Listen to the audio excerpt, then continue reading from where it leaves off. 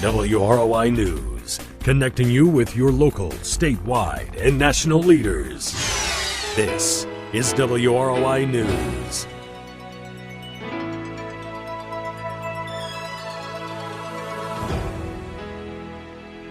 .1 WROI. It's time to take a look at your local news.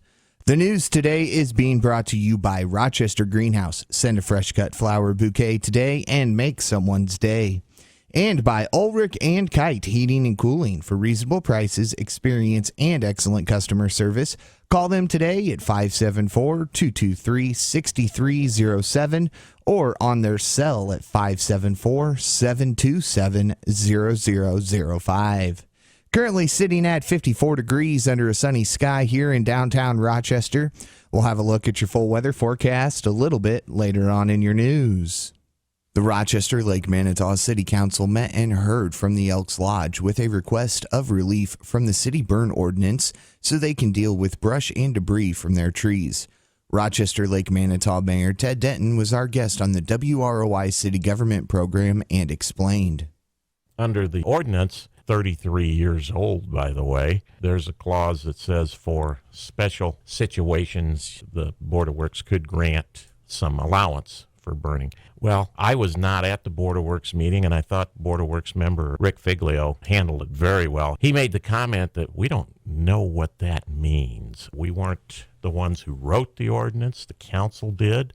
The interpretation of that should be the council. So he kicked it back to the council because there was some difference of opinion. Does the Elks fall under that category, or does that mean something like a tornado coming through the community? He went on to describe the issues with the request.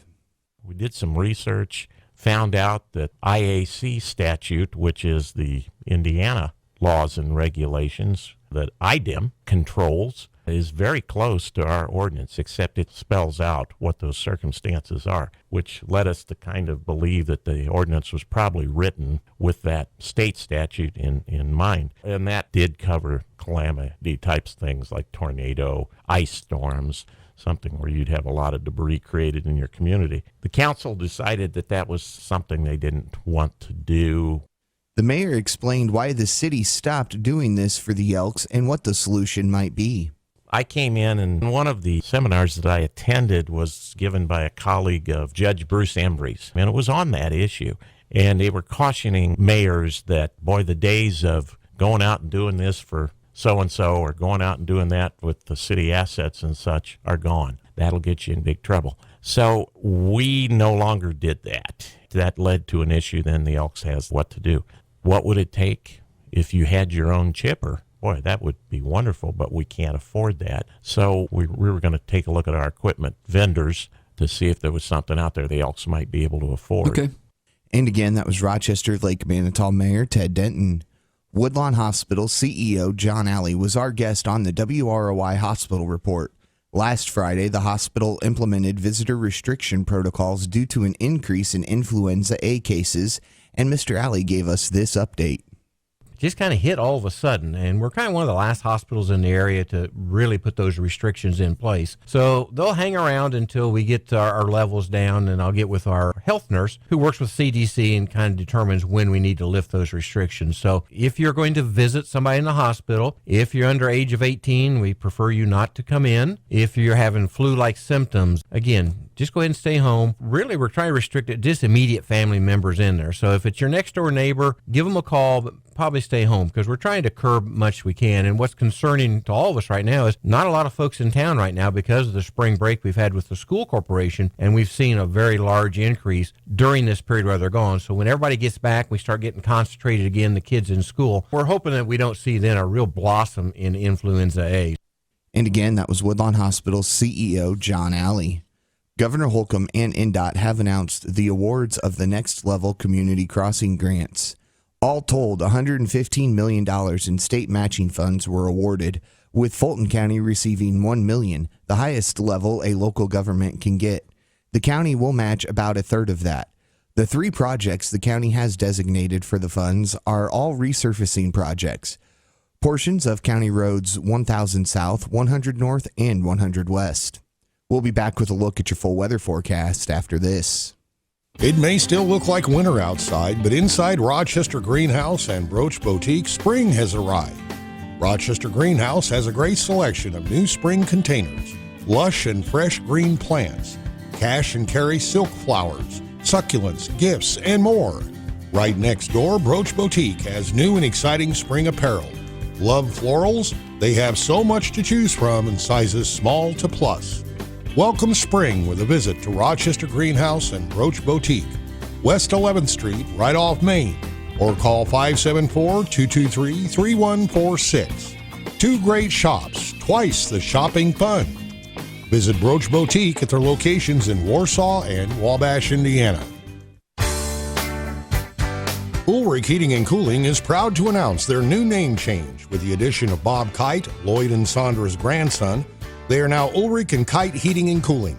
Together, they bring expert service and sales for all your heating and cooling needs. They are your local Armstrong Air representative. Armstrong Air is designed to deliver substantial durability, comfort, and energy efficiency. Call 574-223-6307 for service on any type of heating or air conditioning system. That's Ulrich and Kite Heating and Cooling. Licensed, insured, and bonded. Locally owned and operated for over 35 years.